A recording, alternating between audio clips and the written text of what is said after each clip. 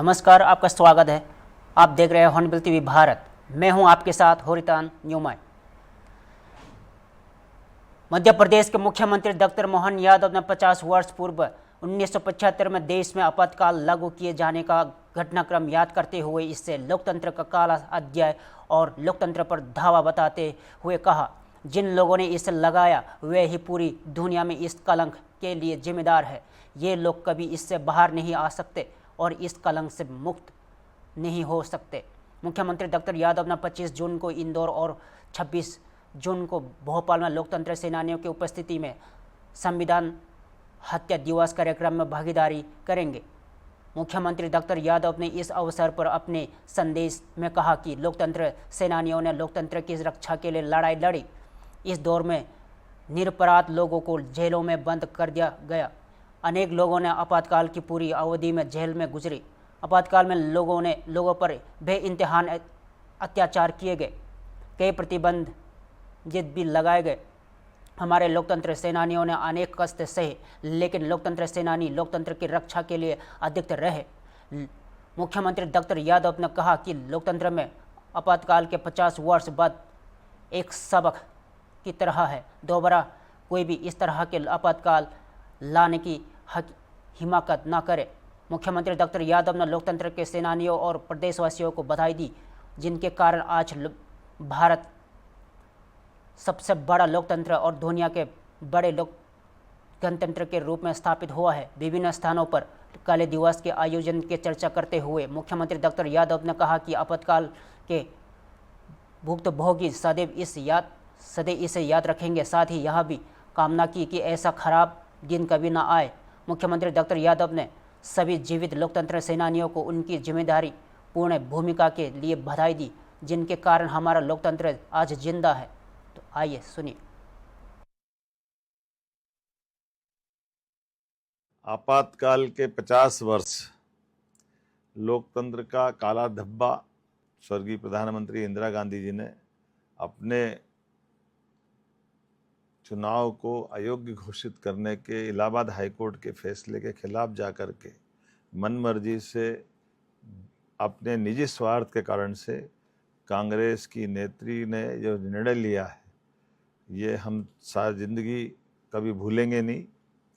खासकर इस संदर्भ में भी उस आपातकाल के दरमियान लोकतंत्र सेनानी के नाते से हमारे राष्ट्रीय स्वयंसेवक संघ और बाकी पूरे विपक्ष ने अलग अलग प्रकार से इसकी लड़ाई लड़ी है।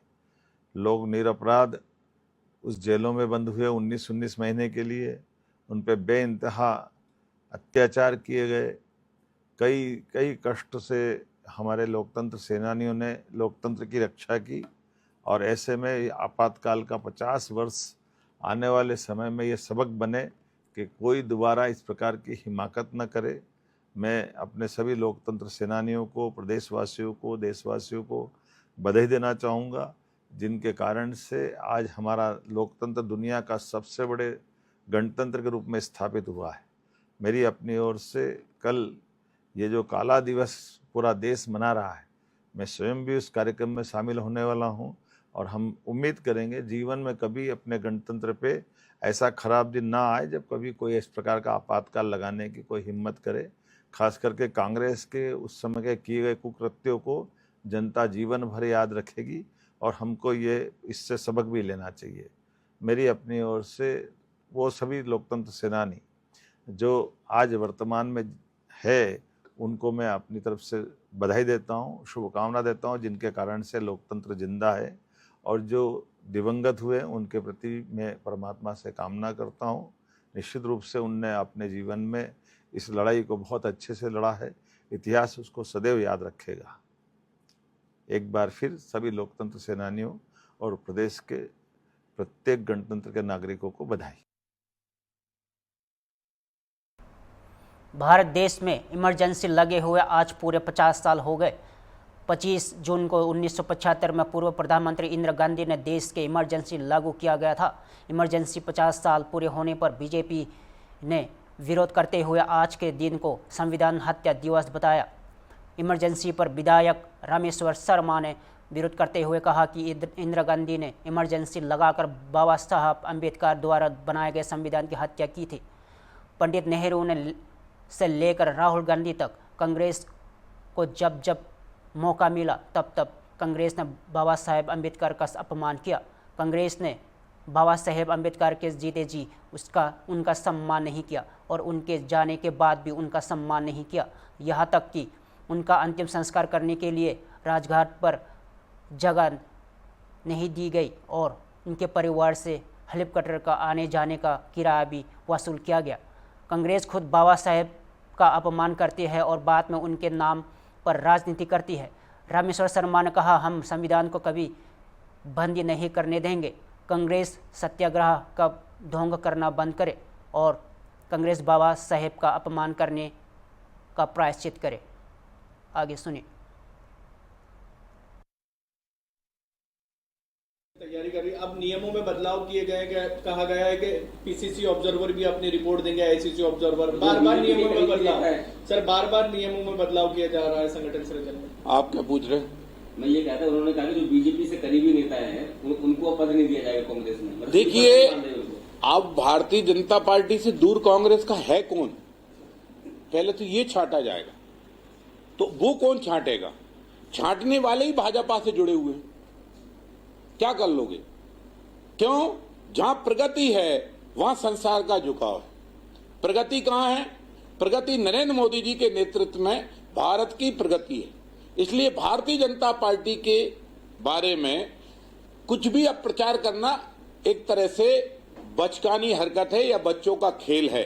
इसलिए संविधान बदलो या अपना विधान बदलो, पर अब कांग्रेस का वर्कर जहां तारी की थी और क्लब 90 या अन्य जगह छापेमारी हुई थी, तब मैंने ये बात आपके समाचार पत्रों के माध्यम से मध्य प्रदेश सरकार के डॉक्टर मोहन यादव जी के ध्यान में बात लाई गई थी और उनके ध्यान में ये बात थी क्योंकि उसके बाद उज्जैन में, इंदौर में कई जगह लवजात की घटनाएं आई। हमने कहा था कि केवल अभी कॉलेजों को उन्होंने कहा है, बल्कि हमने कहा है कि 10 से लेकर 12 तक के जितने स्कूल हैं इनमें कैमरे लगाए जाएं, आउट क्षेत्र में कैमरे लगाए जाएं, साथ में इनमें जो चलने वाली बसें हैं उन बसों के अंदर भी कैमरे लगाए जाएं और जो ड्राइवर हैं उन ड्राइवर। कांग्रेस उसका जवाब देगी। कांग्रेस उसका जवाब दे कि हाँ, कांग्रेस माफी मांगे कि हाँ, पंडित जवाहरलाल नेहरू ने एक बार नहीं 2 बार लोकसभा चुनाव बाबा साहब अम्बेडकर को हराया। कांग्रेस इस बात का जवाब दे कि बाबा साहब की मृत्यु के बाद उनको दिल्ली में राजघाट पर क्यों नहीं जलाया गया। कांग्रेस इस बात का जवाब दे। कांग्रेस इस बात का जवाब दे कि बाबा साहब के संविधान को श्रीमती इंदिरा गांधी ने आज ही के दिन 1925 में बंदी बनाया था कि नहीं बनाया था। पूरे देश में आपातकाल लगाया था कि नहीं लगाया था। कांग्रेस घड़ियालू आंसू ना बहाए। बाबा साहब हिंदुस्तान के दिल में हैं, हर हिंदुस्तानी के दिल और दिमाग में हैं। कांग्रेस राजनीति करना बंद करे। कांग्रेस पहले इस बात से, बाबा साहब के अनुयायियों से और देश से माफी मांगे कि हाँ, हमारी इंदिरा गांधी ने बाबा साहब के संविधान को बंदी बनाया था। हाँ, पंडित जवाहरलाल नेहरू ने अपने जीते जी बाबा साहब अम्बेडकर को चुनाव नहीं जीतने दिया। हाँ, हम कांग्रेसियों ने बाबा साहब को राजघाट पर सम्मान देकर उनका अंतिम संस्कार नहीं करने दिया। सर, आज 25 जून को आप लोग संविधान हत्या दिवस मना रहे हैं, क्यों ये? देखिए, 25 जून 1975 को बाबा साहब अम्बेडकर के संविधान को श्रीमती इंदिरा गांधी ने भारत के लोकतंत्र और बाबा साहब अम्बेडकर के संविधान को बंदी बनाया था। श्रीमती इंदिरा गांधी ने और कांग्रेस ने ना तो जीते जी बाबा साहब को, पंडित नेहरू जी से लेकर इंदिरा गांधी और इंदिरा गांधी से लेकर राजीव गांधी और राजीव गांधी से लेकर राहुल गांधी तक की जो कांग्रेस है, उस कांग्रेस ने जब जब मौका मिला है तब तब बाबा साहब अम्बेडकर का अपमान किया है।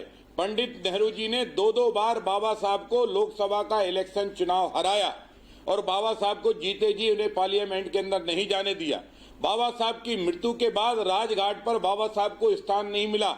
उनकी बाबा साहब की श्रीमती जी को, बाबा साहब को प्लेन के द्वारा दूसरे स्थान पर लेकर दाह संस्कार करना पड़ा। और इतने ही नहीं तो कांग्रेस ने हेलीकॉप्टर का पैसा तक मांग लिया था। ये वही कांग्रेस है।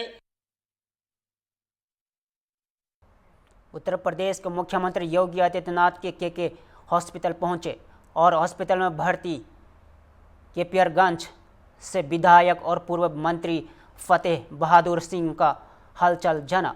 विधायक 23 जून को गोरखपुर लिंक एक्सप्रेसवे पर एक भीषण सड़क हादसे में घायल हो गए थे।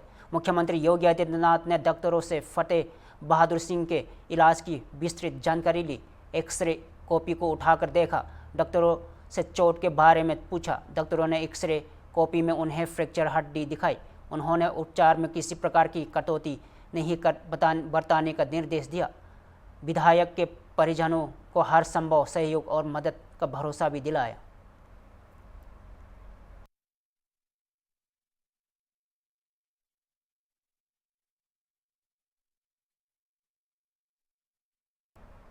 पुराने लखनऊ कोतवाली चौक इलाके में छोटा इमामबाड़ा पर ईरान की जीत का जश्न मनाया गया। साथ ही इजरायल और अमेरिका के खिलाफ प्रदर्शन भी किया गया। सैकड़ों की संख्या में शिया समुदाय के लोगों ने ईरान और इजरायल के खिलाफ जमकर नारेबाजी किया। देखिए,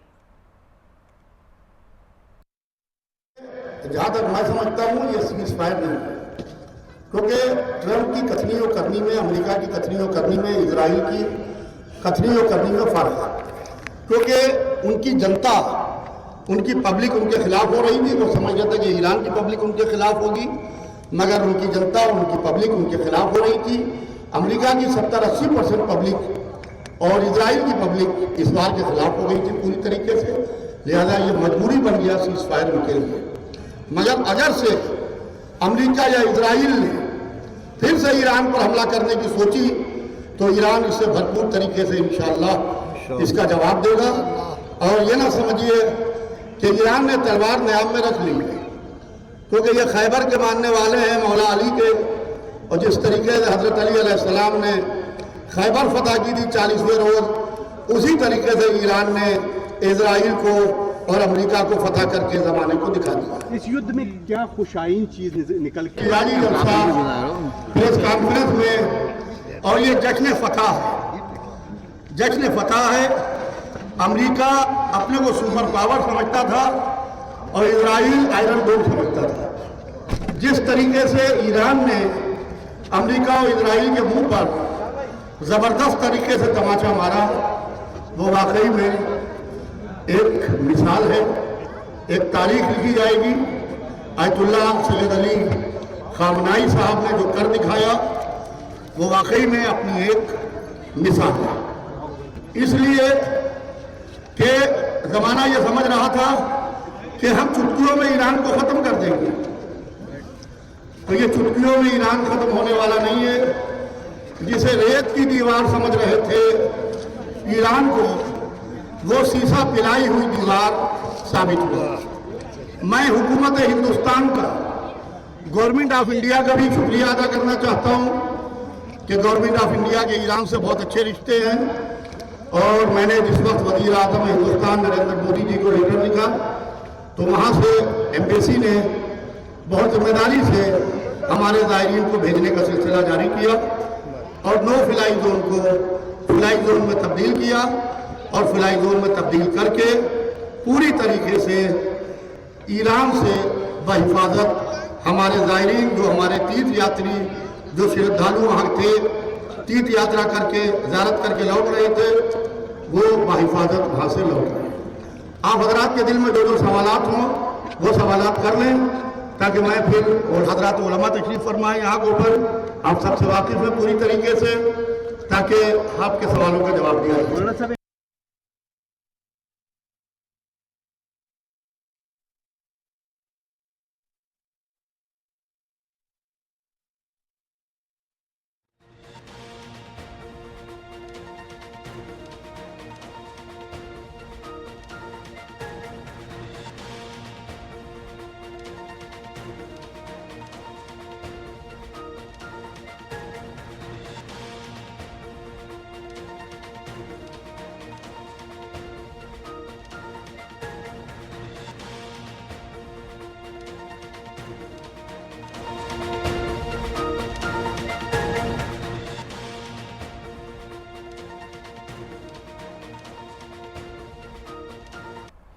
दक्षिण ऑस्ट्रेलिया की गवर्नर फ्रांसिस एडमसन एसी ने भारत के आगामी एक्सजम-4 मिशन को देश की अंतरिक्ष यात्रा में एक महत्वपूर्ण मील का पत्थर बताया।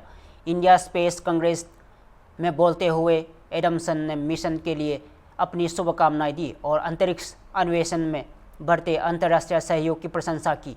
गवर्नर ने भारत को इंडिया स्पेस कांग्रेस की मेजबानी के लिए बधाई दी और इससे देश के अंतरिक्ष इतिहास में एक ऐतिहासिक क्षण बताया।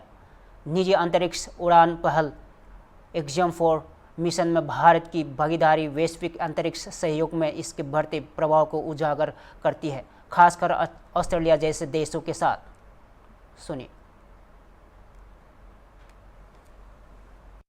India on holding this special space congress. This is clearly a big moment in India's space history, and it's wonderful as Governor of South Australia to be here today to share it and to talk about the international collaboration that we enjoy with India. Ma'am, on Axiom Mission 4, what would you like to say as it is set to launch today? Well, obviously, I wish the launch every success. It will be such a huge achievement for India. It's taken time to get here, and I know the nation will be overjoyed once we hear news of its successful launch. इस बीच भारत में Australia उच्च आयुक्त Philip green ने axiom 4 mission के दौरान बातचीत के दौरान अंतरिक्ष प्रौद्योगिकी में भारत की तीव्र प्रगति की प्रशंसा की और देश को एक उभरती हुई वैश्विक अंतरिक्ष शक्ति बताया। आगे सुनिए।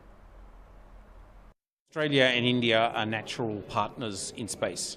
We are now strategically aligned as nations and both focused on the opportunities in space. Our interests are complementary. Australia is a large country with very few people, which means we have dark skies and very huge capabilities for launch, as well as strong tracking capabilities. It was Australian tracking facilities that first got that message from the Gaganyaan space capsule right there on the south pole of the moon. So there is huge possibility between us, and here we have represented 3 of our 6 states, including the Governor of the state of South Australia, to demonstrate how keen we are to engage with India. And there's a particular message we have that Sydney, Australia, will be hosting the International Astronomical Congress in just 3 months, and we're welcoming Indian delegates to see what that has to offer, to engage with the Australian side, but also the whole space community of the world that will be gathered in our great city. Well, this is a natural development, isn't it? I mean, India is coming of age as a player in space. You look back decades to when space was a province for countries like the United States and the Soviet Union. Now it's much more varied, and we see that India is one of the truly fastest growing countries in space. Our country is too. By the way, our space industry is growing at 10% year on year per annum. But we congratulate India on all its success, and we look forward to a further measure of that success today with the Axiom. Thank you. Bharatiya Janata party पूर्व प्रधानमंत्री इंदिरा गांधी द्वारा लगाए गए राष्ट्रीय आपातकाल के 50वीं वर्षगांठ मना रही है। इस पर कांग्रेस पार्टी प्रमुख मल्लिकार्जुन खड़गे ने बुधवार को कहा कि कांग्रेस की संविधान बचाओ यात्रा से बसपा बौखला गई है और आपातकाल के 50 साल की बात करने लगी है।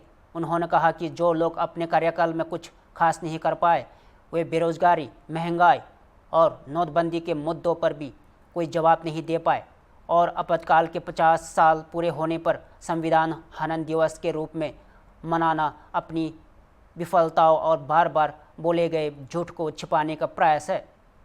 आगे सुनिए।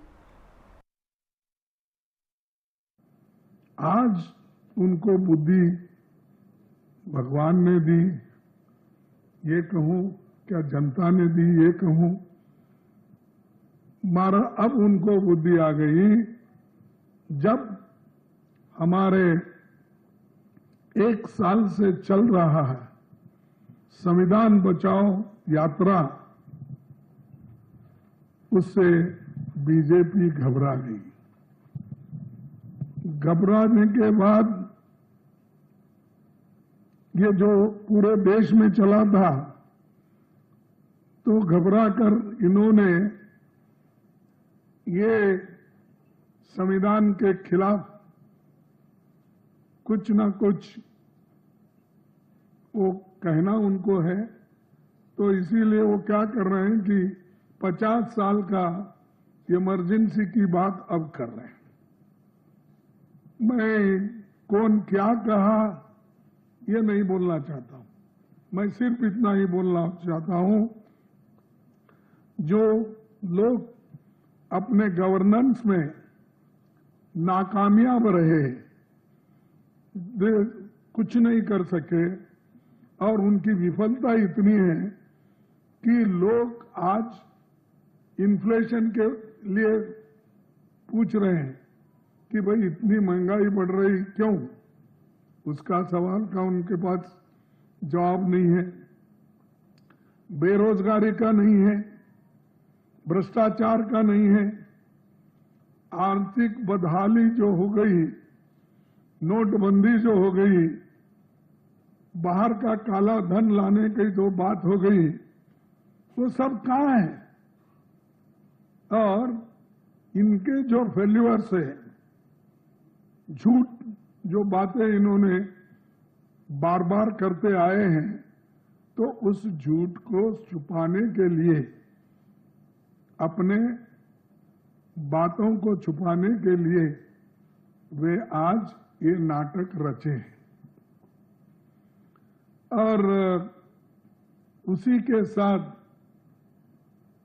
ये लोग गरीबों की भलाई और संविधान के साथ चलने वाले, संविधान की रक्षा करने वाले, मैं ये पूछना चाहता हूं, आप एक तरफ गरीब को गरीब बना रहे हैं, अमीर को और अमीर बना। भारतीय जनता पार्टी आपातकाल लागू होने के 50 साल पूरे होने पर संविधान हत्या दिवस मना रही है। वही विपक्षी नेताओं ने इस पर पलटवार करते हुए कहा कि देश में अब अघोषित आपातकाल है। कांग्रेस सांसद प्रमोद तिवारी ने बुधवार को कहा कि आपातकाल के बाद जन संदेश आया, लेकिन मोदी सरकार के पिछले 11 साल और 30 दिनों में जिस तरह से अघोषित आपातकाल है, वह हर गुजरते दिन के साथ और क्रूर होता जा रहा है। 11 साल और 10 दिन की यह यात्रा महात्मा गांधी के हत्यारे गोडसे को महिमा मंडित करने में बीती है। लोकसभा और राज्यसभा को पंगु बनाकर कानून पारित किए गए हैं। उन्होंने कहा कि टैक्स आतंकवाद अपने चरम पर है। सीबीआई और ईडी और अन्य एजेंसियों का दुरुपयोग किया जा रहा है। तो आगे सुनिए। इमरजेंसी के बाद जनादेश सन 80 में भी आ चुका है, 85 में भी आ चुका है, पर जिस तरीके से पिछले 11 साल 30 दिन जो मोदी सरकार के हैं, यहां एक अघोषित इमरजेंसी की तानाशाही हर दिन के साथ और क्रूर होती जा रही है। ये 11 साल 10 दिन का सफर महात्मा गांधी से उनके हत्यारे गोडसे को महिमा मंडित करने में बीता है। लोकसभा, राज्यसभा पंगु कर दी गई, 150 सदस्यों को निकालकर वहां कानून पास कराए गए। टैक्स टेररिज्म अपने चरम पर है।